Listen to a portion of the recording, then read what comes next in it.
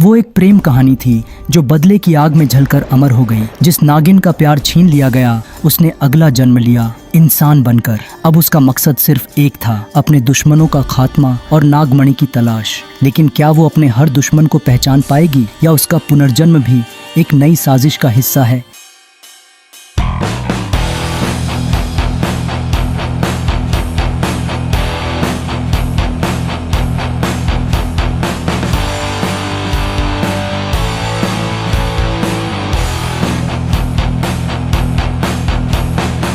प्राचीन समय में एक घना जंगल जहां नागों का वास था। उस जंगल में मणिधारी नाग और नागिन अपनी अमूल्य नागमणि की रक्षा करते थे। नागिन, जिसकी सुंदरता और शक्ति अपार थी, अपने प्रेमी नाग के साथ शांति से जीवन जी रही थी। लेकिन इस शांति को भंग कर दिया कुछ लालची इंसानों ने। उन्होंने नागमणि चुराने की योजना बनाई। एक रात जब जंगल शांत था, वे शिकारी नागों के निवास पर पहुंचे। उन्होंने नाग और नागिन पर हमला किया। नाग ने मणि बचाने के लिए अपने प्राणों की आहुति दे दी। नागिन ने अपने प्रेमी को खो दिया, लेकिन दुश्मनों से बदला लेने की कसम खाई। मरते समय नागिन ने प्राचीन शपथ ली कि वह अगले जन्म में इंसान के रूप में जन्म लेगी और अपने दुश्मनों का विनाश करेगी। 100 साल बाद नागिन ने इंसान के रूप में जन्म लिया। वह अब एक साधारण महिला के रूप में एक गांव में रहने लगी, लेकिन उसके भीतर नागिन की आत्मा जाग रही थी।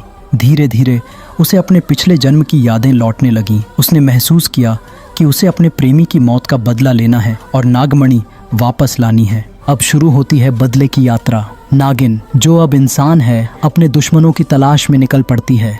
उसके पास एक खास शक्ति है। जब भी वह क्रोधित होती है, उसकी आंखें लाल हो जाती हैं और उसके भीतर नागिन की शक्ति जाग उठती है। वह पहले उस शिकारी के वंशज तक पहुंचती है जिसने नागमणि चुराई थी। वह जानती है कि मणि अभी भी उनके पास है। शिकारी का वंश अब एक धनी परिवार है जो नागमणि की ताकत से शक्तिशाली बना है। नागिन ने अपनी चालाकी से उस परिवार के एक सदस्य को अपने जाल में फंसाया। वह उसे जंगल में ले जाती है जहां उसने अपने प्रेमी को खोया था। वहां अपनी असली नागिन की शक्ल में आकर वह उस इंसान को खत्म कर देती है। अब वह परिवार के मुखिया तक पहुंचती है, लेकिन यह इतना आसान नहीं था। मुखिया ने खुद को नागमणि से सुरक्षित रखने के लिए कई शक्तिशाली तांत्रिकों को अपने साथ रखा था। नागिन जानती थी कि सीधा हमला करने से वह हार सकती है। नागिन ने तांत्रिकों के जाल को तोड़ने के लिए अपनी शक्ति और चतुराई का इस्तेमाल किया। उसने मुखिया के मन में डर पैदा किया। एक रात उसने मुखिया के सपने में जाकर उसे याद दिलाया कि उसने नागों के साथ क्या किया था। अंत में नागिन मुखिया और उसके तांत्रिकों का सामना करती है। यह लड़ाई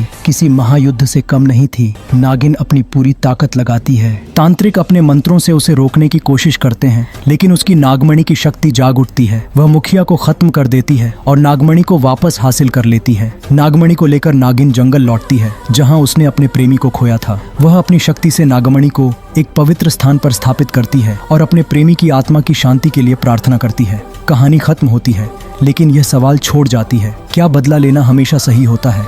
अगर आपको ये कहानी पसंद आई हो तो वीडियो को लाइक और शेयर ज़रूर करें। ऐसी ही और दिलचस्प कहानियों के लिए हमारे चैनल को सब्सक्राइब करें और बेल आइकन दबाना न भूलें, ताकि हर नई कहानी की नोटिफिकेशन आपको सबसे पहले मिले। अपनी राय और सुझाव कमेंट में ज़रूर बताएं।